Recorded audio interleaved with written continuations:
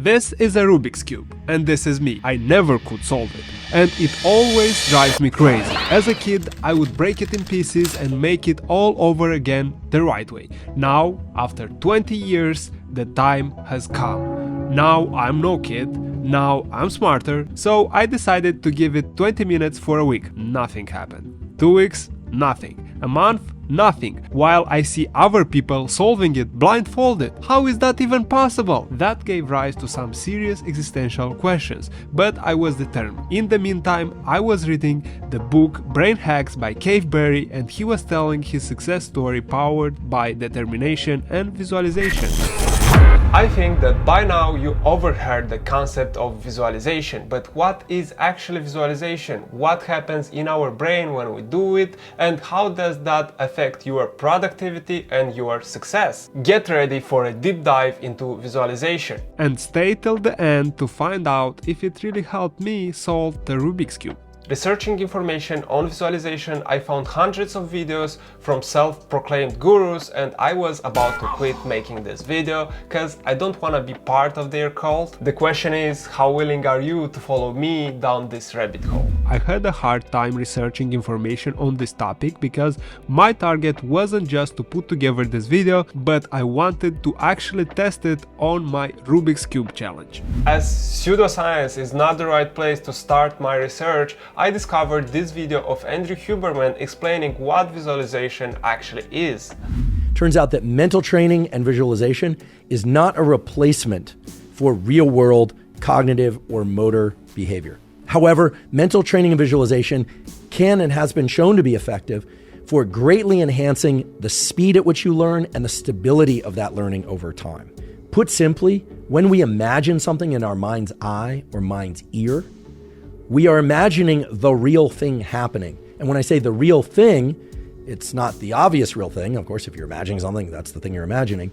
What I mean is that your brain at the level of neurons is behaving exactly the same way. That mental visualization at the neural level is identical to real-world events. With mental training and visualization, you are capturing both processes, both the potentiation, that is the building up and strengthening of connections, and the weakening of the connections that are inappropriate for the thing you're trying to learn. Personally, I wish I knew this earlier. I mean, the science behind it. Because initially this idea was presented to me as this magical ability where everything is possible just if you imagine it often enough. I imagined I was having sex, didn't work. I imagined I was wealthy, didn't work either. So how do you make visualization work for you? Well, let me rephrase that. Nobody is going to work for you. As Dr. Huberman points out, visualization is only going to help you. It should be treated as a mental training for the thing you are trying to achieve. And that's what I did to tell my brain that I wanted to solve the Rubik's Cube. 1 month of trying with no results set me back a bit.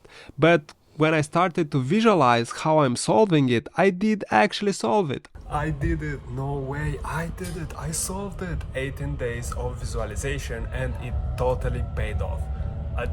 This is crazy, I can't express how happy am I that I finally solved it. I was quite skeptical about it in the beginning, but after 18 days of exercising and visualizing, I did actually solve it. And it wasn't a random coincidence, I succeeded doing so multiple times, so visualization definitely helps, at least it did help me.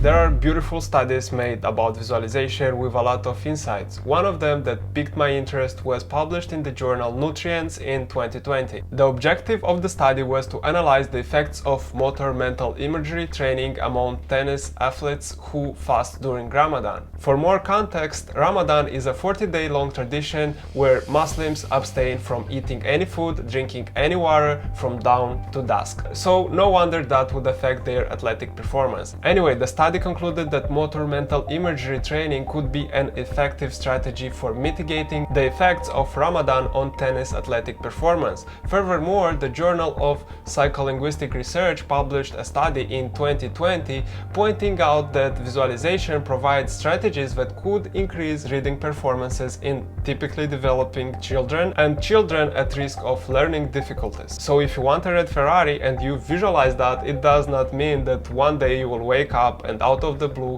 it will be parked at your front door. And even if it will, that's probably a lost Italian. Anyway, there are multiple studies pointing out the fact that visualization turns on neuroplasticity and rewire our brain beneficially, and as a result, visualization can indeed improve cognition from tennis to reading and beyond. The book Brain Hacks by Keith Berry tells his story and how he used visualization to boost his confidence, creativity, success, and resilience. And that's actually a great book because he explains how he used visualization together with other tools to achieve his dreams. The tricky part about visualization is how do you visualize it correctly? Here is where opinions start to differ. But I made a common list of steps that most sources are mentioning, and those are: first step, clear your mind and relax your body. To do that, lay in a comfortable, quiet place, preferably to use the same spot each time.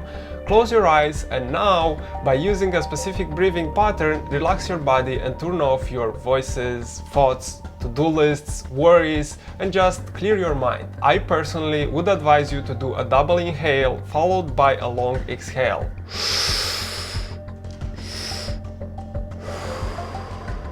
The neuroscientist Andrew Huberman calls this psychological sigh. This breathing pattern reduces the levels of CO2 in your bloodstream, thus making you feel more relaxed. I would recommend to repeat this breathing pattern at least 5 times. The second step would be to feel yourself accomplishing the goal you have. Imagine how would you feel. It's important to attach emotion to visualization as it may be more effective. If it's a presentation, imagine people's reaction when you go on stage. Imagine them clapping, imagine the standing ovation at the end. The first step is to think on the steps towards your goal. What could you do to achieve that? Try to do kind of a mental brainstorming.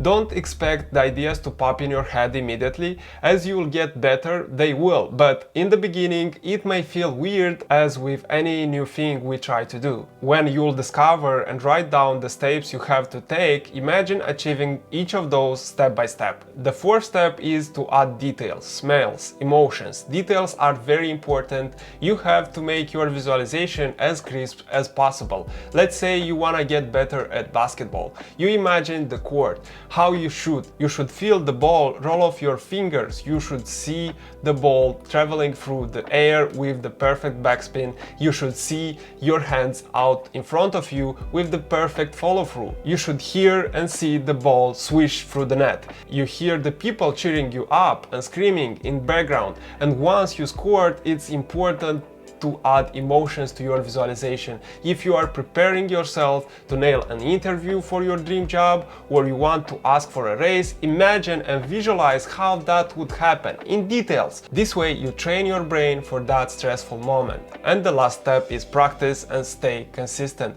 The more you do it, the better you get at it. As with any exercise, as with any hobby. To get the most of it, use it in combination with writing. Start by putting down what's your target, the steps you need to take to achieve that, and also a brainstorm bin for your ideas about the project. But you don't exactly know how would they work, when or where, but they are brilliant and spike your creativity.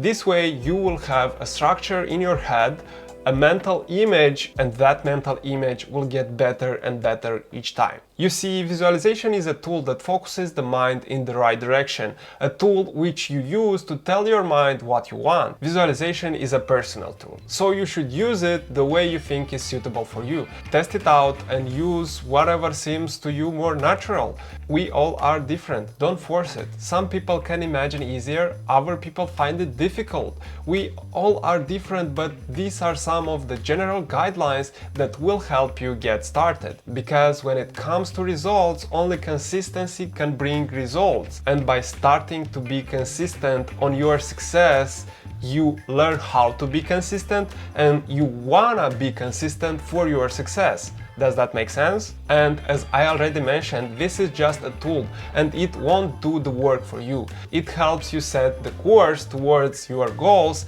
It trains your brain and your body, but it takes time. Over time, you will find yourself mentally, physically, and emotionally stronger. And over time, whenever you will do the psychological sigh, your brain will associate it with your visualization, and that will make you more relaxed, more confident and more motivated. So remember, don't be a victim, be a victor. And I will see you in the next one. Bye.